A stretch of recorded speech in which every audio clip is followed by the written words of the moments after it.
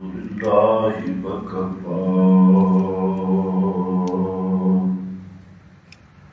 والصلاة والسلام على سيد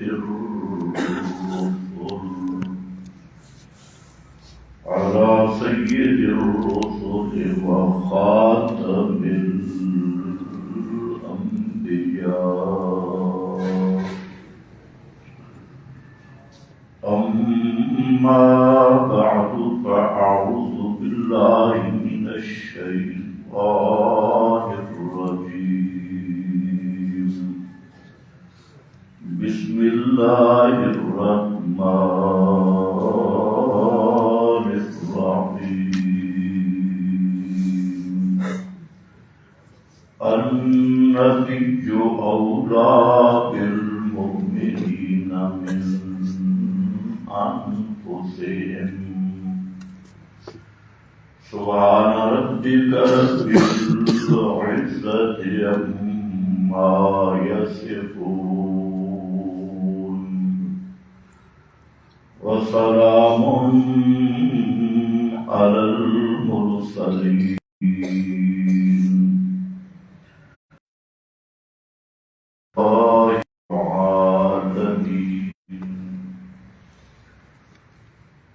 انتہائی قابل قدر بزرگ گزشتہ بیان میں آپ حضرات کے سامنے دو چیزیں ذکر کی تھی. پہلی چیز یہ کہ ایمان کی جان اور ایمان کی شرط وہ ہے محبت رسول صلی اللہ علیہ وسلم. نبی پاک صلی اللہ علیہ وسلم کی محبت کے بغیر ایمان نصیب نہیں ہو سکتا. اور یہ ایسی اٹل حقیقت ہے جس پر کتاب و سنت کے بے شمار دلائل موجود ہیں. یہی آیت جو آپ کے سامنے پڑھی کہ النبی اولی بالمؤمنین کہ پیغمبر زیادہ حق رکھتا ہے مومنوں پر من انفسہم ان کی جانوں سے بھی. یعنی پیغمبر کریم صلی اللہ علیہ وسلم کا حق اہل ایمان پر مومنوں کی جانوں سے بھی زیادہ ہے. اولا بمعنی ہے احق، اور اس احق کو نبی کریم صلی اللہ علیہ وسلم نے اس کی وضاحت کی کہ احق بمعنی ہے احب، زیادہ محبوب، زیادہ لائق محبت. بخاری میں حدیث ہے، حضرت ابو ہریرہ رضی اللہ تعالی عنہ فرماتے ہیں ان رسول اللہ صلی اللہ علیہ وسلم قال کہ رسول اللہ صلی اللہ علیہ وسلم نے فرمایا فوالذی نفسی بیدہ، قسم اس ذات کی جس کے قبضے میں میری جان ہے، لا یؤمن احدکم حتی اکون احب الیہ من والدہ وولدہ. اب یہ بھی ایک انداز ہے کہ قرآن کریم کی کلمات کی تشریح وہ خود نبی پاک صلی اللہ علیہ وسلم کے فرمان میں ہے. وہاں کا احق اس کی تفسیر کر دی حتی اکون احب الیہ، کہ اس وقت تک ایمان نصیب نہیں ہو سکتا کہ میں محمد مصطفیٰ زیادہ محبوب نہ ہو جاؤں اس آدمی کے من والد ہی اس کے والد سے، وولد ہی اور اس کی اولاد سے، اور دوسری روایت میں ہے والناس سے اجمعین سب لوگوں سے۔ یہ دعویٰ کی دلیل ہے کہ جب تک نبی کریم صلی اللہ علیہ وسلم کے ساتھ ساری کائنات سے بڑھ کر محبت نہیں ہوگی، اپنے والدین، اولاد، ماں باپ، رشتہ دار، دوست، احباب، برادری، اس سب سے زیادہ محبت نبی کریم علیہ السلام سے نہیں ہوگی تو لا یؤمنو، وہ آدمی مومن نہیں، ایمان نصیب نہیں ہو سکتا۔ اسی طریقہ سے حضرت انس بن مالک رضی اللہ تعالیٰ عنہ، یہ بھی حدیث بخاری شریف میں ہے، فرماتے ہیں ثلاث من کن فیہ وجد حلاوۃ الایمان، تین چیزیں جس آدمی میں پائی گئی تو وہ ایمان کی چاشنی اور مٹھاس محسوس کرے گا۔ ایمان کی چاشنی اور مٹھاس یہ کیا ہے؟ عبادت میں لذت، اللہ کا ذکر کرنے میں لذت، نماز پڑھنے میں لذت، صدقہ دینے میں لذت، اللہ تعالیٰ کے دین کے لیے تکلیفیں اور مشقتیں برداشت کرنے میں لذت اور مٹھاس، آخرت کی فکر اور اللہ رب العزت کے احکام کی بجا آوری کا ذوق اور شوق، یہ ہے ایمان کی لذت اور حلاوت۔ اور یہ اسی کو نصیب ہوگی جس میں تین چیزیں پائی گئی۔ ثلاث من کن فیہ وجد حلاوۃ الایمان، پہلی چیز ہے ان یکون اللہ ورسولہ احب الیہ، کہ اللہ اور اس کے رسول کی محبت سب سے زیادہ اس کے دل میں آئی۔ احب الیہ مما سواہما، ہر چیز سے زیادہ اللہ کی محبت اور رسول مکرم صلی اللہ علیہ وسلم کی محبت جب دل میں آئے تو ایمانہ الا للہ، کسی کے ساتھ بھی محبت کرے تو للہ، اللہ کی رضا کے لیے، اللہ کی وجہ سے اس کے ساتھ محبت ہو۔ وَأَن يَكْرَهَ أَن يَعُودَ فِي الْكُفْرِ كَمَا يَكْرَهُ أَن يُقْذَفَ فِي النَّارِ، اور مسئلہ پہ اتنا مضبوط ہو کہ آگ میں جانا برداشت کر لے لیکن مسئلہ چھوڑنا برداشت نہ ہو، اپنی جان آگ کے حوالے کرنی پڑے، آگ میں چلا جائے، لیکن توحید و سنت کے مسئلے میں کوئی سستی نہ کرے اور اس کو چھوڑنے کے لیے تیار نہ ہو۔ ان یکونا، فرمایا یہ تین چیزیں ہیں۔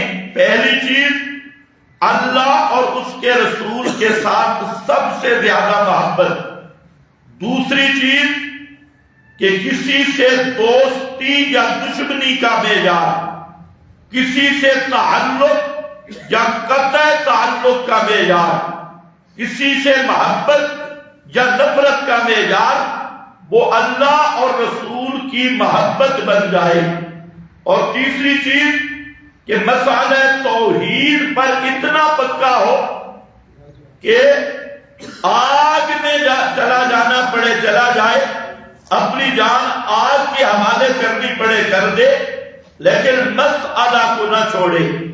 یہ تین چیزیں جس آدمی کو مل گئی، وجد حلاوۃ الایمان، وہ ایمان کی لذت محسوس کرے گا۔ آج ہماری عبادات ہیں لیکن لذت نہیں. نمازیں پڑھتے ہیں بوجھ سمجھ کر، زکات اللہ کی راہ میں دینا تو دل میں بوجھ ہوتا ہے، احکام پہ عمل ہوتا ہے، لیکن لذت وہ حاصل نہیں ہوتی. تو اصل جو ایمان کی لذت اور عبادات میں لذت ہے وہ ان 3 چیزوں پر موقوف ہے، جن میں پہلی چیز ہے اللہ رسول کے ساتھ سب سے زیادہ محبت کرنا. اور وہی محبت ہے کہ آدمی کفر کو اختیار نہیں کر سکتا، وہی محبت بڑی بنیاد ہے کہ آدمی مسالہ کو نہیں چھوڑ سکتا، وہی محبت بنیاد ہے کہ آدمی کے تعلقات اور آدمی کی دوستیاں، آدمی کا رہن سہن وہی محبت کا تقاضا پورا کرتا ہے.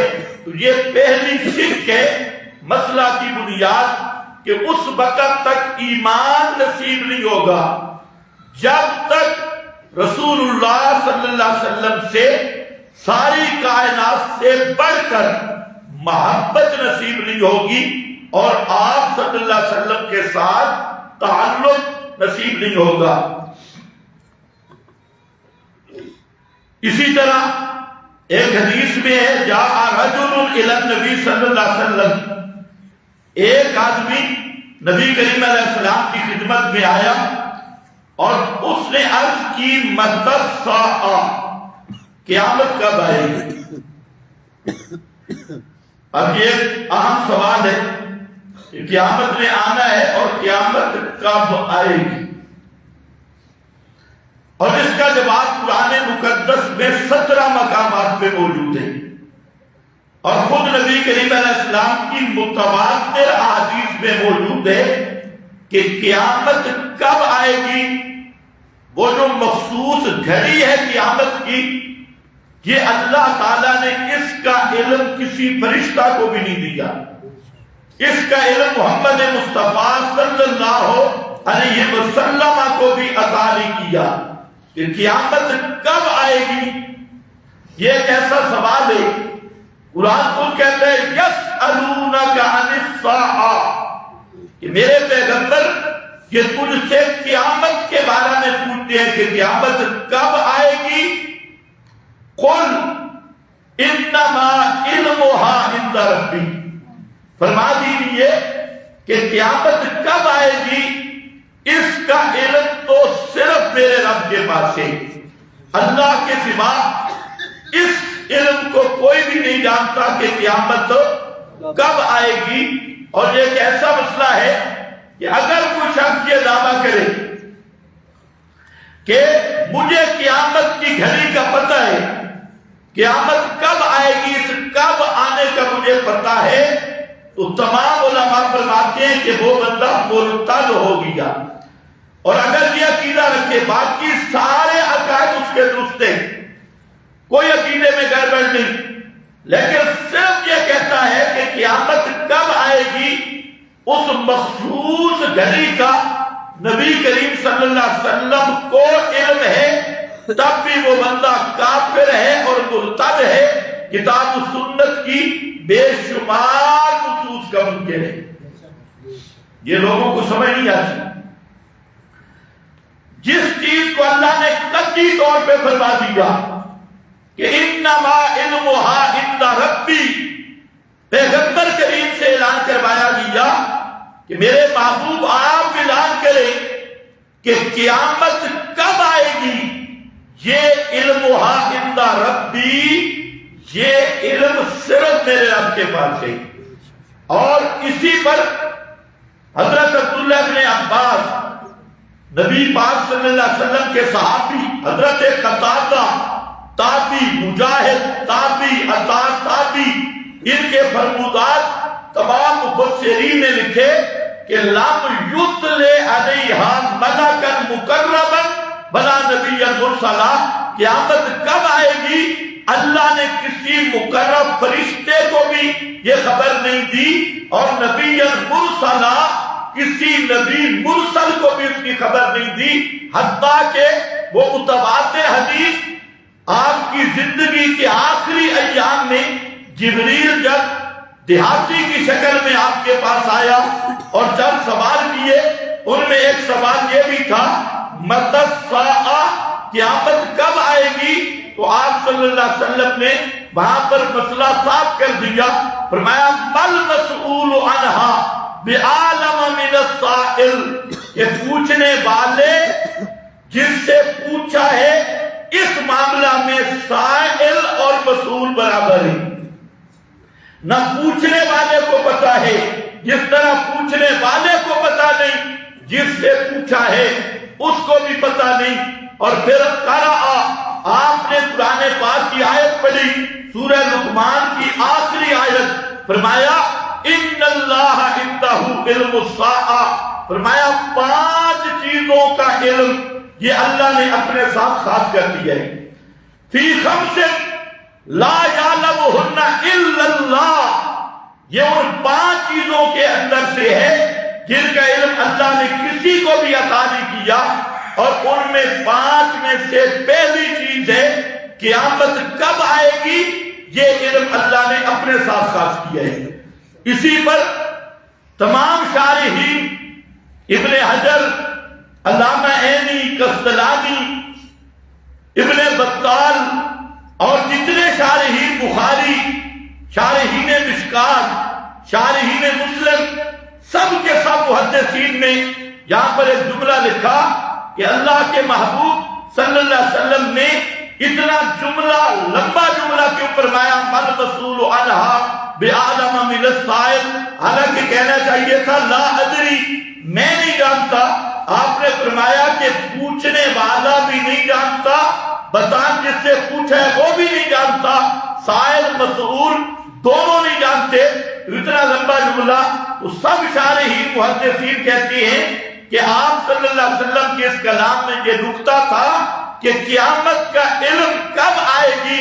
یہ ایسا علم ہے کہ قیامت تک کوئی سائل ہو پوچھنے والا، اور قیامت تک کسی سے پوچھا جائے نہ قیامت تک پوچھنے والے کو پتا ہوگا نہ جس سے پوچھا گیا اس کو پتا ہوگا.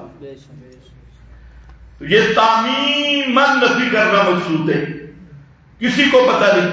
یہ ایک عقیدے کی بات ہے، اور عقیدے کا مسئلہ ہے کہ بعض چیزیں وہ ہیں جن کا علم صرف اللہ کے پاس ہے، اور اللہ نے نبی پاک صلی اللہ علیہ وسلم کو بھی عطا نہیں کیا. یہ جو ایک فرقہ واریت اور ضد بازی کا مسئلہ بن گیا. بعض لوگوں نے یہ عقیدہ رکھا کہ نبی کریم صلی اللہ علیہ وسلم کو جمی ما کان و جمی ما یکون کا علم ہے، قیامت کب آئے گی آپ کو علم ہے. تو یاد رکھو یہ خالصتاً کفریہ نظریہ ہے، خالصتاً شرکیہ نظریہ ہے، اور خالصتاً کتاب و سنت کے خلاف نظریہ ہے کہ اللہ رب العزت نے بعض وہ امور ہیں جو اپنے ساتھ خاص کر رکھے ہیں اور کسی کو بھی اس کی خبر نہیں دی. ان میں سے ایک چیز ہے قیامت کا وقوع، وہ گھڑی کہ قیامت کس گھڑی، کس سال اور کب آئے گی، کتنی مدت کے بعد آئے گی. یہ وہ علم ہے کہ اللہ کے ساتھ خاص ہے، اللہ نے یہ علم کسی کو بھی عطا نہیں کیا. تو صحابی نے جب سوال کیا، وہاں صحابی کا لفظ تو نہیں، راجولن، لگتا ہے دیہاتی آدمی تھا. وہ آیا، اس نے کہا قیامت کب آئے گی؟ تو آپ نے یہ مسئلہ تو بار بار سمجھایا ہوا تھا کہ قیامت کا علم اللہ کے پاس ہے. تو آپ صلی اللہ علیہ وسلم نے جو آگے سے جواب دیا وہ سننے والا ہے. آپ نے ما عادت للساعہ، قیامت کے بارے میں پوچھنے والے یہ بتا کہ قیامت کے لیے تیاری کیا کی ہے، تیاری کیا کی ہے. یہ علم عربیت اور ہر زبان کا ضابطہ ہے کہ سائل ایک سوال کرتا ہے جو مناسب نہیں ہوتا، لیکن جواب دینے والا ایسا جواب دیتا ہے جس سے سائل کو نفع ہو، سائل کو فائدہ ہو. تو اب یہ بات تو طے شدہ تھی کہ قیامت کا علم تو اللہ کے پاس ہے. تو آپ نے سوال پہ سوال کیا اور فرمایا ما عادت للساعہ، یہ بتا قیامت کے لیے کیا تیاری کی ہے؟ یہ جملہ ہے سننے والا۔ آگے وہ کہنے لگا کہ میرے پاس اتنے اعمال تو نہیں ہیں، عمل تو میں اتنے نہیں کر سکا، لیکن ایک بات ہے، انا احب اللہ ورسولہ، میں اللہ اور اس کے رسول کے ساتھ محبت کرتا ہوں۔ احب اللہ ورسولہ، اللہ رسول کے ساتھ محبت کرتا ہوں۔ فرمایا المرء مع من احب، آدمی اس کے ساتھ ہوگا جس کے ساتھ وہ محبت کرتا ہے۔ حضرت انس رضی اللہ تعالیٰ عنہ فرماتی ہیں کہ یہ بات سن کر اتنے ہم خوش ہوئے، اور میں اتنا خوش ہوا، ہم اتنے خوش ہوئے کہ قیامت کے دن آدمی اس کے ساتھ ہوگا جس کے ساتھ اس کی محبت ہوگی۔ تو فرماتی ہیں کہ میں اتنا خوش ہوا اور میں نے دل میں غور و فکر کیا کہ انا احب اللہ ورسولہ وابا بکر وعمر، میں اللہ کے ساتھ بھی محبت کرتا ہوں، اللہ کے رسول کے ساتھ بھی، اور ابو بکر و عمر کے ساتھ بھی۔ تو قیامت کے دن میں اسی گروہ میں اٹھوں گا، اسی میں انہی کے ساتھ ہوں گا۔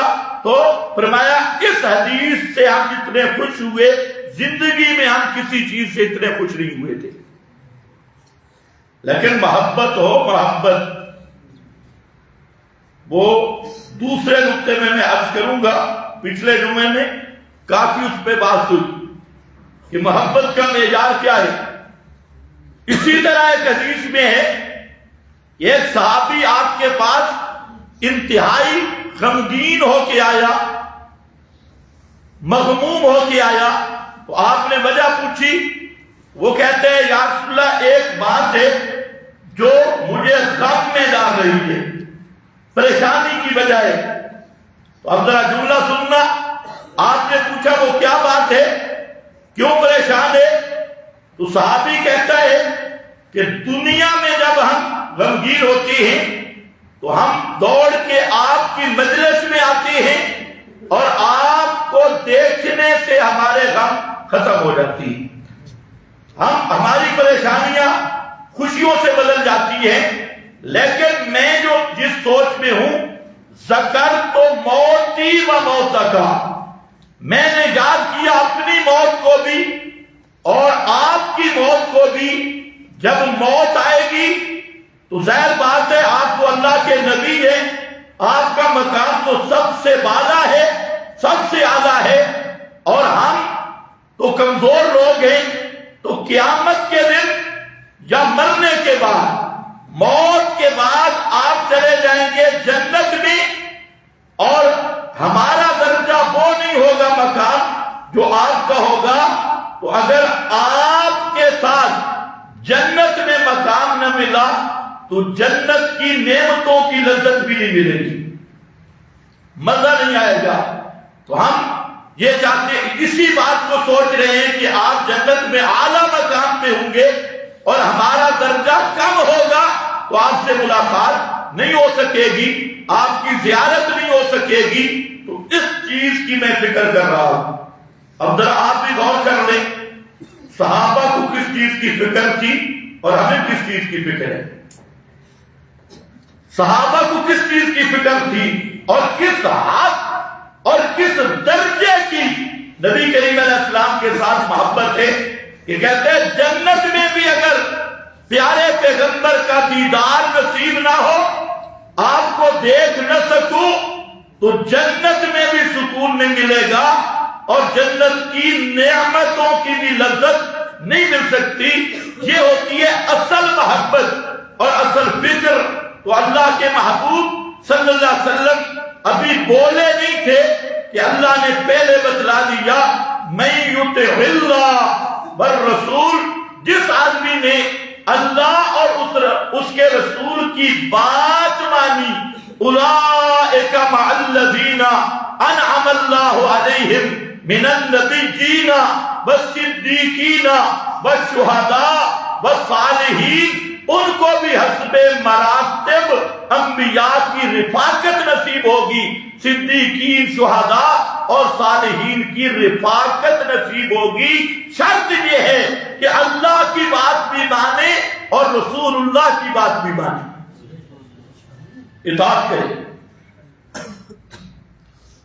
تو محبت کے بغیر ایمان نہیں، ایمان بھی نہیں، ایمان کی لذت بھی نہیں، ایمان بھی نہیں اور عبادات کا ذوق اور شوق بھی نہیں۔ اب محبت کیا ہے؟ تو میں نے پچھلا جمعہ پہ تفصیلاً عرض کیا کہ ایک محبت، بعض لوگ کہتے ہیں محبت رسول کی کوئی حد ہی نہیں، جیسے جی چاہے محبت کرو، جیسے دل میں آئے محبت کرو۔ تو میں نے کہا یہ بنیاد غلط ہے۔ پیغمبر کے ساتھ محبت کا تعلق ایمان اور دین کے ساتھ ہے۔ اگر یہی بات ہوتی کہ محبت رسول کی شریعت نے کوئی حد نہیں رکھی، جیسے جس کا دل چاہے محبت کرے، تو پھر زلیخا کی محبت مذموم نہ ہوتی۔ زلیخا نے بھی تو پیغمبر کے ساتھ محبت کی تھی، کیوں بھائی؟ سمجھے اس کی محبت کی وہ محبت ٹھیک تھی؟ اور وہ ایسی محبت تھی جو پیغمبر کے لیے جیل کا ذریعہ بن گئی۔ تو زلیخا کی محبت میں حضرت یوسف راضی تھے؟ یہ تو وہ محبت ہے جس سے حضرت یوسف بھاگ رہے اور معاذ اللہ، اللہ کی پناہ مانگتی ہیں۔ تو اگر ہر قسم کی مرضی کی محبت جائز ہوتی تو زلیخا والے عشق اور محبت سے پیغمبر کبھی معاذ اللہ نہ کہتے اور کبھی دوڑتے نہیں۔ یہ اس بات کی دلیل ہے کہ جہاں پیغمبر کے ساتھ محبت ہوتی ہے وہ محبت شرعی ہے، محبت دینی ہے، اپنی مرضی کی نہیں، اپنی خواہش کی نہیں، اپنی تمنا کی نہیں۔ اسی طرح مصر کی ان حسین اور لوثر باز ان عورتوں نے بھی حضرت یوسف سے محبت کا دعویٰ کیا اور محبت میں قطعنا ایدیہم، جنہوں نے اپنے ہاتھوں کو بھی زخمی کر دیا۔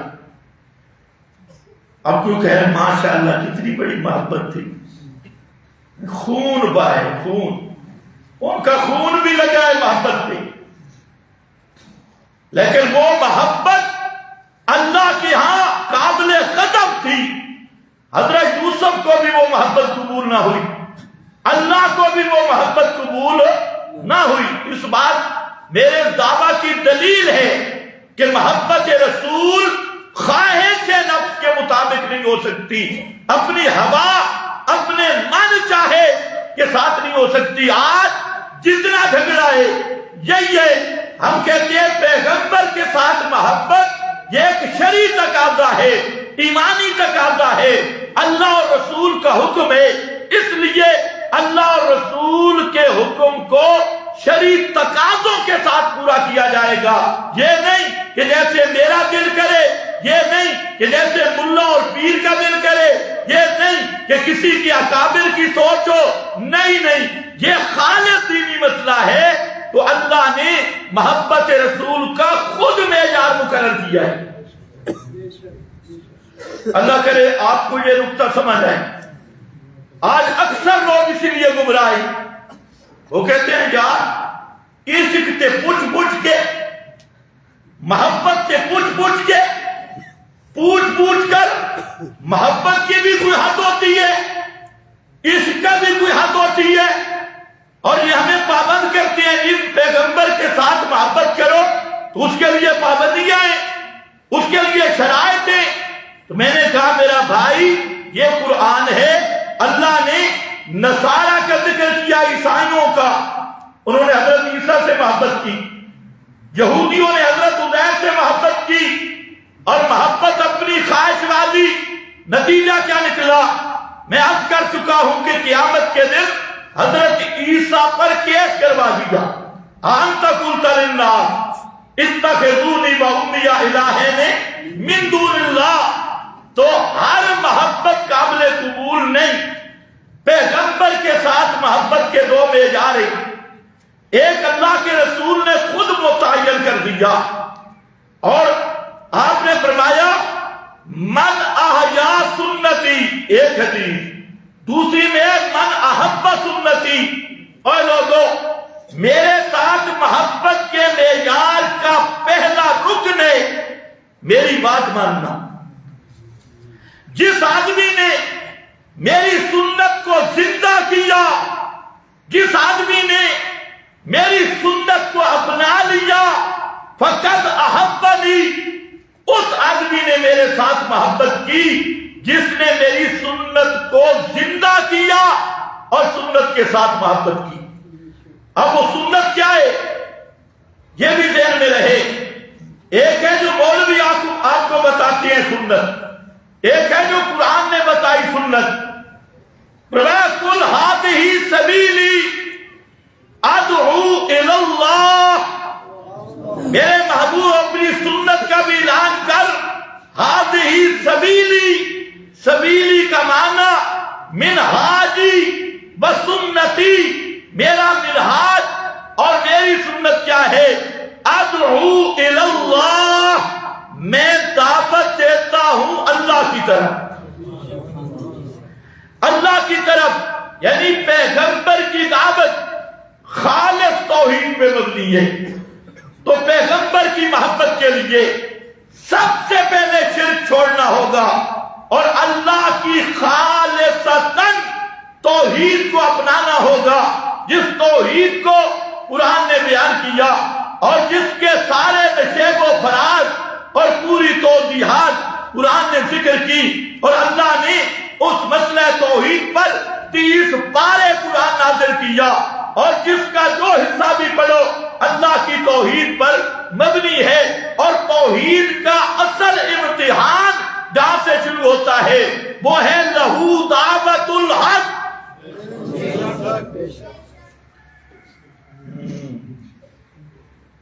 لہو دعوت الحق۔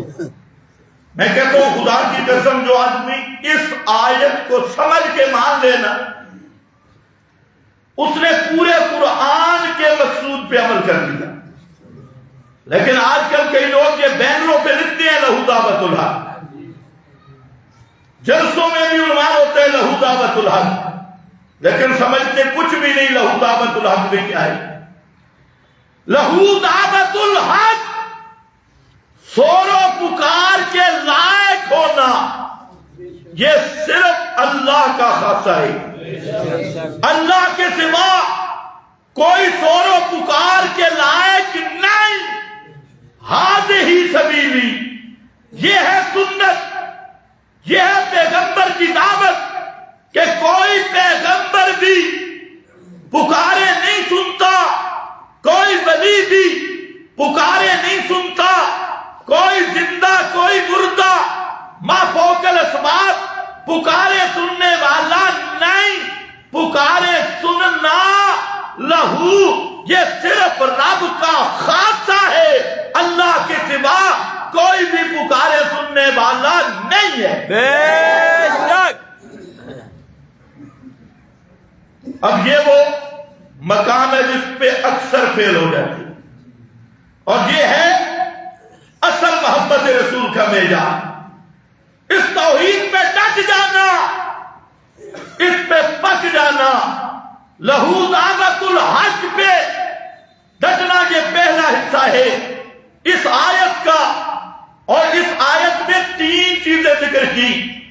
پہلا حصہ لہو دعوت الحق، اور لوگوں پکار کے لائق ہونا صرف اللہ کا خاصہ ہے، کوئی نبی ولی فرشتہ جبریل اسرافیل امام الانبیاء عزیر عیسیٰ بی بی مریم کسی کو بھی پکار کے لائق سمجھے وہ پورے نبی کے مشن کا منکر ہے۔ 1000 دفعہ محبت رسول کا دعویٰ کرے وہ کتی کافر رہے گا، بے ایمان رہے گا، اس کو محبت رسول کبھی نصیب نہیں ہو سکتی۔ مشرک محب رسول نہیں ہوتا، بے شک، جتنا بھی دعویٰ کرے۔ ادھر تو ہے من احب سنتی، مشن کے ساتھ محبت، پیغمبر کے منہاج کے ساتھ محبت، پیغمبر کی دعوت کے ساتھ محبت، لہو دعوت الحق۔ اگلا حصہ اس میں دلیل دی، اور دلیل بھی بڑی عجیب۔ وَالَّذِينَ يَدْعُونَ مِن دُونِهِ لَا يَسْتَجِيبُونَ لَهُم بِشَيْءٍ، وہ ہستیاں جن کو مشرک پکارتے ہیں، من دونہ اللہ کے سوا، لا يستجیبون لہم بشیء، وہ ذرا بھی ان کو جواب نہیں دے سکتے، بشیء کچھ جتنا جواب، ذرا بھی جواب نہیں دے سکتے۔ یہ دلیل فرمایا پکار کے لائق ہونا یہ صرف رب العالمین کا حق اور خاصہ ہے۔ اللہ کے سوا جن کو پکارتے ہیں، انبیاء کو پکارے تب، قبر سے دور کھڑے ہو کے پکارے تب، قبر کے قریب پکارے تب، لا یستجیبون لہم بشیء، ذرا بھی وہ جواب نہیں دے سکتے۔ پتہ چلا دلیل آئی، جب وہ استجابت کر نہیں سکتے تو پکار کے لائق ہو کیسے سکتی ہے؟ دلیل دی، اور پورا قرآن بھرا ہے۔ وَقَالَ رَبُّكُمْ ادعونی استجب لکم، تمہارے رب نے کہا ہر مشکل مصیبت میں ادعونی، صرف مجھ کو پکارو، میرے سوا کسی کو نہ پکارنا۔ ادعونی کیوں؟ فرمایا استجب لکم، میں ہوں پکار کے لائق، استجب لکم، میں ہوں تمہاری پکارے پوری کر سکنے والا، استجب لکم۔ اور یہ لا یستجیبون لہم بشیء، یہ استجابت نہیں کر سکتے، بشیء ذرا بھی، یہ پکار کے لائق نہیں۔ استجب لکم، میں ہوں، اگر شک ہو آدم کو دیکھ لو، مجھے پکارا، فاستجبنا، استجابت میں نے کی، یقین نہ آئے نوح پیغمبر نے مجھے پکارا، فاستجبنا، میں نے اس کی حاجت روائی کی، یونس پیغمبر نے مجھے پکارا، فاستجبنا، زکریا پیغمبر نے مجھے پکارا، فاستجبنا، یوسف پیغمبر نے مجھے پکارا، فاستجبنا، محمد مصطفیٰ نے مجھے پکارا، فاستجاب لہم ربہم، میں نے ان کی استجابت کی۔ فرمایا لوگوں مسئلہ یہ ہے پکارے سننے والا یہ صرف رب ہے، رب کے سوا کوئی پکار سننے والا نہیں۔ پورا قرآن اور پوری دعوت محمدیہ کا محور اور مرکز یہی مسئلہ ہے کہ ہر ایک کی پکار کو سننے والا کون؟ صرف اللہ۔ دلیل فرمایا لہو میں حسر ہے۔ مولوی لوگ تو جانتے ہیں لیکن جان بوجھ کے بے ایمانی کرتے ہیں۔ حسر میں دو چیزیں ہوتی ہیں، ایک نفی ایک اثبات۔ تو لہو کا معنی اللہ ہی پکار کے لائق ہے اور کوئی پکار کے لائق نہیں۔ لا یستجیبون میں اس نہیں پر دلیل ہے کہ یہ پکار کے لائق کیوں نہیں؟ فرمایا جواب نہیں دے سکتے، بے شیء ذرا بھی استجابت نہیں کر سکتے، اور اس بات کہ اللہ ہی پکار کے لائق ہے۔ دلیل استجب لکم، اللہ ہی استجابت کرنے والا ہے۔ نفی پر بھی دلیل، اس بات پہ بھی دلیل۔ اب آگے اللہ نے مثال دی، مثال سے مسئلہ ذرا صحیح سمجھ آتا ہے۔ آسان مثال فرمایا اللہ کباسط کفیہ الی الماء،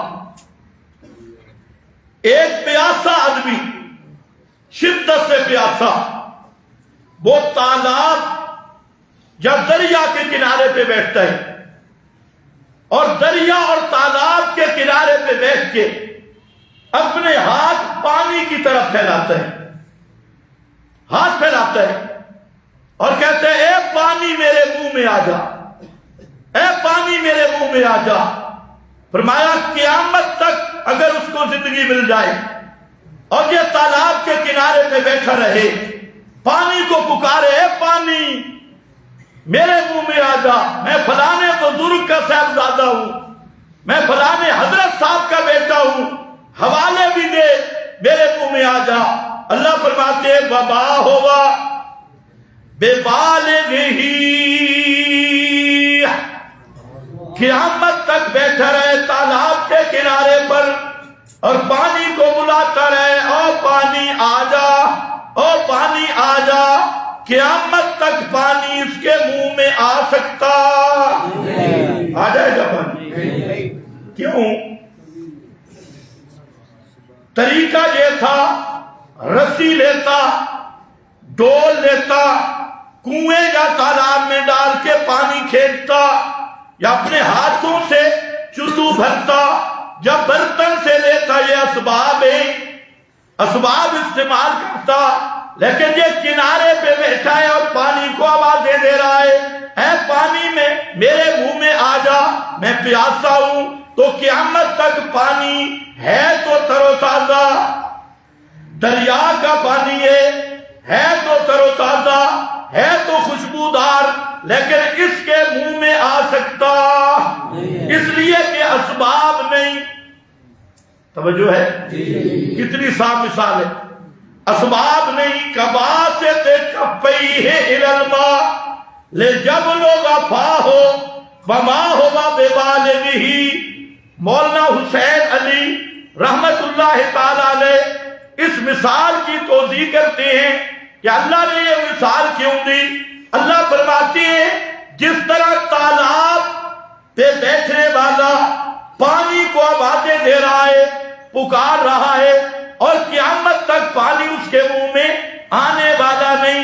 فرمایا اسی طرح یہ مسئلہ سمجھ کہ یہ جو قبر کے سرانے میں بیٹھا ہے، نبی کی قبر پر بیٹھنے والا، روضہ اقدس کی جالی پہ بیٹھنے والا اور پکار رہا ہے یا رسول اللہ انظر حالنا. آج پھر ویسے پکارتے دل میں تھوڑا سا اونچی پکار آئے نا تو ڈنڈوں کا کھڑکھڑ بھی ساتھ آتا ہے. وہ جو شرطیں کھڑے ہیں نا اوپر نہیں پکارتے دیتے ماشاءاللہ. اور وہ اللہ سے بھی دعا مانگنی ہو نا تو روزے کی طرح منہ نہیں کرنے دیتے. تو حاجی گئے انہیں پتہ ہے دعا کرنی ہو تو کیا کہتے ہیں کدھر منہ کر. تو جب کعبہ کی طرح منہ ہوتا ہے تو روزہ کی طرح پیٹھ ہوتی ہے. یہ بھی آپ کو پتہ ہوگا. وہ ڈنڈے والی سرکار جو کھڑی ہے، بڑی تکلیف ہے. آج پوری دنیا میں ہل چل ہے مشرکوں کی کہ کسی طرح ان مباحثوں کی حکومت ختم ہو جائے اور کعبۃ اللہ اور مسجد نبوی پہ ہمارا قبضہ ہو. لیکن سن لو یہود و نصارہ کے ایجنٹو، یہ اللہ کا فیصلہ ہے. قیامت تک انشاءاللہ یہ روزہ بھی تم سے محفوظ رہے گا، کعبۃ اللہ بھی تم سے محفوظ رہے گا. کر لو بہانے. یہ تو میرے پہ نبی کی دعا کھڑی ہے، لا تجعل قبری وثنا یعبد. پیغمبر کی دعا ہے اللہ میری قبر کی پوجا پاٹ سے بچانا، اس کو بت نہ بنانا جس کی عبادت کی جائے. تمہارے ہاتھ میں باؤ سلطان کی قبر لگی، تم نے کیا کیا؟ وہاں ریچھ کتے نہیں لڑائے، عرس ہو رہا ہے، ریچھ کتے لڑائے، مزاروں پہ کنڈلیاں نچائیں، وہاں پر ننگے ڈانس ہوئے اور وہاں پر بانسریاں میلے، گانے بجانے. اولیاء اللہ کے مزارات کو تم نے موت کے کنویں سے بھی آگے لے گئے اور ہر قسم کی فحاشی بے حیائی، چرس کے اڈے، شراب کے اڈے، زنا بدکاری کے اڈے، جسم فروشی کے اڈے تم نے مزارات کو بنا دیا. میرے اللہ نے اپنے نبیوں کی قبروں کو محفوظ رکھا، باقی قبروں کا نشان نہیں رہنے دیا، اور امام الانبیاء کی قبر پہ فوجی دستہ کھڑا کر دیا. وہاں تک کوئی پہنچ ہی نہیں سکتا. توجہ کر. انظر حالنا اسمع قالنا، ہماری بات سن لو، انظر حالنا اسمع قالنا، اور نہیں تو ادعو اللہ لنا، ہمارے لیے اللہ سے سفارش کرو، ہماری دکان نہیں چل رہی، مکان نہیں چل رہا، اللہ کے ہاں دربار میں سفارش کرو۔ اور شیخ الحدیث ہے گجرانوالہ کا، ماشاءاللہ ہے بھی دیوبندی، وہ کہتے ہیں نا مشرک تو کہتے ہیں بابا میری تیرے آگے اور تیری اللہ کے آگے۔ اس بزرگ نے لکھا جب وہاں جاؤ نا تم کہو حضرت عمر کی دربار، حضرت عمر سفارش کرے ابو بکر صدیق کو، ابو بکر سفارش کرے نبی پاک صلی اللہ علیہ وسلم کو، اور نبی پاک سفارش کرے اللہ کے دربار۔ توجہ ہے؟ تمہاری حضرت عمر کے پاس، حضرت عمر کی ابو بکر صدیق کے پاس، اور ابو بکر صدیق کی نبی پاک صلی اللہ علیہ وسلم کے پاس، اور اللہ کے نبی کی۔ کل تک یہ دیوبندی بھی کہتے تھے جو یہ کہنا میری تیرے آگے اور تیری یہ مشرک ہے، تو اب تو تین واسطے اور بھی نکل رہے، یہ مواحد ہے، یہ تین واسطے بنانے والے مواحد ہیں، ایک واسطہ ماننے والا مشرک ہے۔ اللہ ان کے دماغ کو بھی صحت عطا فرمائے۔ توجہ ہے؟ کیا بات ہو رہی؟ لا یستجیبون لہم، پانی کا تالاب ہے۔ مولانا حسین علی فرماتے ہیں جس طرح یہ تالاب کے کنارے پہ کھڑا آدمی پانی کو پکار رہا ہے، پانی تر و تازہ موجود ہے، پیغمبر کی قبر پہ پکارنے والا، پیغمبر کا جسم مقدس خوشبودار اور تر و تازہ موجود ہے، آج بھی تر و تازہ اور خوشبودار موجود ہے، لیکن جس طرح پانی کے آنے کے اسباب نہیں، اسی طرح پیغمبر کے سننے دیکھنے کے لیے اسباب، موت آ گئی، اسباب ختم ہو گئے، اسباب نہیں، تو فرمایا یہ بھی اسی طرح ہے، قیامت تک قبر پہ کھڑا آوازیں لگاتا رہے، لا یستجیبون لہم بشیء، وہ جیسے پانی پیاسے کے منہ میں نہیں آ سکتا، اسی طرح قبر والا بھی اس کی پکار کو نہیں سن سکتا اور اس کی حاجت روائی نہیں کر سکتا۔ یہ ہے اصل سنت۔ میٹھی میٹھی سنتیں بڑی یاد ہیں اور یہ سنت یاد نہیں ہے، یہ ہے نبی کا مشن۔ یہ دوسری چیز ہے دلیل۔ اب ایک تیسری چیز ہے، اور یہ تیسری چیز یہ بیان کر رہا ہوں کہ اس تیسری چیز کو تمہارے اکثر 2 نمبر اشاعتی بھی چھوڑ چکے۔ سمجھتی ہو نہیں سمجھتی؟ جی پترے تمہیں سمجھ بھی آئی ہے۔ یہ ہے تیسری چیز، حکم کہ یا اللہ یہ جو قبروں پہ پکار رہا ہے سفارش کے لیے یا حاجت روائی کے لیے، اور عقیدہ یہی ہے یہ سنتے ہیں، یہ پکارنے والا اس عقیدے کے ساتھ یہ ہے کون؟ یہ ہے کون؟ لگتا تو بڑا صوفی ہے، بظاہر تو بڑا متشرع ہے، شکل و صورت بھی صوفیوں والی ہے تو بڑا محدث اعظم، ہے تو بڑا مفتی اعظم، ہے تو بڑا شیخ مکرم، لیکن جو پکارا یہ ہے کون؟ اب ذرا سننا ہے قرآن کیا کہتے ہیں وہ کون ہے، اور یہ یاد رکھو علماء بھی سنیں کہ جہاں جب ایک دفعہ ذکر ہو جائے دوبارہ ضمیر لوٹائی جاتی ہے، جہاں ضمیر نے اس میں ظاہر آیا، یہی بتانے کے لیے اللہ فرماتے ہیں وَمَا دُعَاءُ الْكَافِرِينَ، سارے پڑھو وَمَا دُعَاءُ الْكَافِرِينَ، وَمَا دُعَاءُ الْعَاشِقِينَ یا کافرین، وَمَا دُعَاءُ الْكَافِرِينَ إِلَّا فِي ضَلَالٍ، وَمَا دُعَاءُ الْكَافِرِينَ، اور نہیں پکار کافرانی، نہیں پکار کافروں کی، کس کی؟ کس کی؟ کس کی؟ یا اللہ کون یہ قبر پہ پکارنے والا، اندل قبر پکارنے والا یہ کون ہے؟ بعید از قبر پکارنے والا یہ کون ہے؟ اللہ فرماتے ہیں ما دعاء الکافرین، یہ شیخ الحدیث ہے تب بھی کافر ہے، یہ ملا ہے تب بھی، پیر ہے تب بھی، بزرگ ہے تب بھی، کوئی شیخ ہے تب بھی، وما دعاء الکافرین الا فی ضلال۔ اب یہ فتوے ہم لگا رہے، کوئی مولوی کرے اس آیت کا ترجمہ کہ یہ جو پکارنے والا ہے نا ما دعاء الکافرین الا فی ضلال، ایسے نہیں کہا ولی کامل سید عنایت اللہ شاہ بخاری، کہو رحمت اللہ تعالی علیہ، سید عنایت اللہ شاہ بخاری کا ڈنکے کی چوٹ پہ یہ مسلک تھا، کوئی اندل قبر سننے کا قائل ہو تب، یا دور سے سننے کا قائل ہو تب۔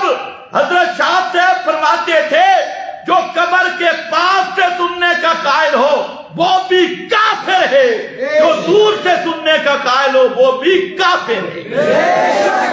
یہ کس کا مسلک ہے؟ اونچے بولو کس کا مسلک ہے؟ اور اونچا کہو کس کا مسلک ہے؟ پھر کہو سید عنایت اللہ شاہ، سید عنایت اللہ شاہ، سید عنایت اللہ شاہ۔ اور شاہ صاحب نے لکھا یہ صرف میرا نہیں، میرا فتویٰ نہیں، جو سماع موتا کا قائل ہے، حضرت شاہ صاحب نے لکھا قرآن اسے مشرک کہتا ہے۔ اب کتنے تعجب کی بات ہے کہ بعض لوگ حضرت سید عنایت اللہ شاہ صاحب کے نام پہ روٹیاں بھی کھاتی ہیں، ان کی نسبتیں بھی ظاہر کرتی ہیں، لیکن جب مسئلہ آئے سید عنایت اللہ شاہ کا مسئلہ کا آئے اور حضرت شاہ صاحب کا فتویٰ آئے تو ان کے منہ پہ 12 بج جاتی ہے، ہمیں گالیاں دینا شروع کر دیتی ہے۔ بھئی بابا تمہارا تھا، تم کہتے ہو ہمارا بابا بھی ہے، روٹیاں تم کھا رہے ہو، نسبت شاہی سے ٹکڑے تم وصول کرتے ہو، ہم تو اتنا کہتے ہیں خدا کے لیے جس سید عنایت اللہ شاہ صاحب کا نام بیچ رہے ہو اسی شاہ صاحب کا فتویٰ بھی سنا، اور اگر جرأت ہے تو کہو، اگر تمہارے اندر امانت دیانت ہے تو کہو کہ سید عنایت اللہ شاہ کا یہ مسلک نہیں تھا، شاہ صاحب نے یہ نہیں کہا، اور اگر حضرت شاہ صاحب کا یہی فتویٰ تھا اور ہے تو کم از کم بڑے ادب کے ساتھ کہوں گا کہ یا شاہ صاحب عنایت اللہ شاہ صاحب کا نام لینا چھوڑ دو یا پھر حضرت شاہ صاحب کا فتویٰ بیان کرو۔ سمجھو ہے؟ ہمیں کہتی ہیں جی اکابر سے ہٹ گئے، اکابر سے ہٹ گئے، ہم تو پہلے ہی کہتے تھے کہ کسی کے اکابر حجت نہیں، حجت کتاب اللہ ہے اور سنت محمد مصطفیٰ ہے، لیکن تم نے تو ایک حجت بنائی، تو اب آؤ سید عنایت اللہ شاہ صاحب کا فتویٰ مانو، اور جو حضرت شاہ صاحب کے ساتھ محبت کرنے والے ہیں ان سے میری گزارش ہے بڑے ادب احترام کے ساتھ کہ خدا کے لیے یہ کون سی فضا بنائی جا رہی ہے، سوچی سمجھی سکیم کے تاج جو للڑ ہیں یا للڑ نواز ہیں، جو بدعتیوں کے سپورٹر اور وکیل ہیں، جنہوں نے اشاعت التوحید کے بخیے اڑا دیے اور جنہوں نے توحید و سنت کے مشن کو دفن کیا اور للڑ والے بدعت کے ساتھ سنگتوں میں، محبت میں، وفاداریوں میں انہوں نے یہ کہنا شروع کر دیا کہ ہم تو جناب جو اندر قبر قائل ہیں ہم انہیں بھی پکا مومن ولی اللہ سمجھتی ہیں، جو سما کے قائل ہیں ہم انہیں بھی کچھ نہیں کہتے۔ تو میری صرف ان سے گزارش ہے جو سید عنایت اللہ شاہ صاحب کا نام بیچنے والے ہیں، ان کے نام کے نیچے گروہ بازی بنانے والے ہیں، اختلاف اپنے مقام پہ، اگر تم میں امانت دیانت ہے خدا کے لیے عوام کو یہ بتاؤ تو تھئی نا کہ سید عنایت اللہ شاہ صاحب کا مسلک تھا کیا وہ قائلین سبا کو کافر کہتے تھے یا نہیں کہتے تھے؟ ان سے پوچھو، اگر جرأت ہے تو کہو نہیں کہتے تھے۔ اور یہ بھی یاد رکھو، بعض لوگ اشاعت التوحید کا ایک فیصلہ ذکر کرتی ہیں اپنے طالب علموں کو دکھانے کے لیے کہ وہاں ایک فیصلہ لکھا ہے جو عند القبر سما کا قائل ہے، ہم اسے کافر نہیں کہتے۔ یہ بات ذہن نشین ہونی چاہیے۔ پہلی بات یہ ہے کہ جہاں عند القبر کا لفظ مبہم ہے، جہاں خلق عادت کی کوئی تفریق نہیں، اس فیصلہ اسی لیے مبہم تھا۔ یہ فیصلہ اس میں عادت خلق عادت کا فرق نہیں تھا۔ تو اس کے بعد اشاعت التوحید و سنہ کا ایک فیصلہ خود موجود ہے جس میں کس کو کافر نہیں کہتے، وہاں پر صاف لکھا ہے جو خرقا للعادہ بے مشیت اللہ سننے کا قائل ہے اس کو ہم کافر نہیں کہتے۔ کیا مطلب؟ جو آدمی خرقا للعادہ بے مشیت اللہ، یعنی اگر اللہ کوئی بات چاہے سنا دے، اگر کسی کا یہ نظریہ ہے ہم اسے کافر نہیں کہتے۔ تو ہم نے کب انکار کیا؟ ہم تو کہتے ہیں کہ اللہ چاہے مردے کے اجزاء بکھر جائیں فضاؤں میں، حتیٰ کہ اس کے اجزاء ریزہ ریزہ ہو کے پوری دنیا میں بکھر جائیں۔ اگر رب چاہے تو ریت کے اور جسم کے ان ذروں کو بھی سنا سکتا ہے۔ اس کا انکار کس نے کیا؟ اس لیے یہ اچھی طرح سن لو، بعض حضرات کہتے ہیں شاہ توحید کے دستور میں، ان کو یہ یاد رکھنا چاہیے کہ وہ دستور والا فتویٰ بالکل مبہم ہے، باخر کی عادت کا کوئی لفظ نہیں، اور اسی کی وضاحت کی گئی بعد میں شاہ توحید کے مقننہ کے فیصلہ میں۔ اور وہاں جئی جو کہتے ہیں عند القبر سما کے قائل کو ہم کافر نہیں کہتے، وہ کون سے سما کا قائل؟ جو خرقا للعادہ بے مشیت اللہ سما کا قائل ہے، اس کو ہم کافر نہیں کہتے، ہم بھی اسے کافر نہیں کہتے۔ لیکن جو عادتاً سما کا قائل ہے، چاہے قبر کے اوپر چاہے دور، تو اس کے کافر ہونے میں کوئی شبہ نہیں۔ اور یہ شاہ توحید کی مقننہ کا فیصلہ موجود ہے۔ توجہ ہے؟ وَمَا دُعَاءُ الْكَافِرِينَ، سارے پڑھو، مَا دُعَاءُ الْكَافِرِينَ إِلَّا فِي ضَلَالٍ۔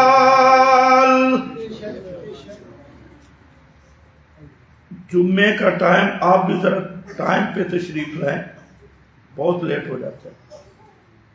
ٹائم پہ تشریف لائیں، کم از کم آپ یہاں پر 12:30 بجے پہنچیں تاکہ جمعہ اور زیادہ جلدی پڑے۔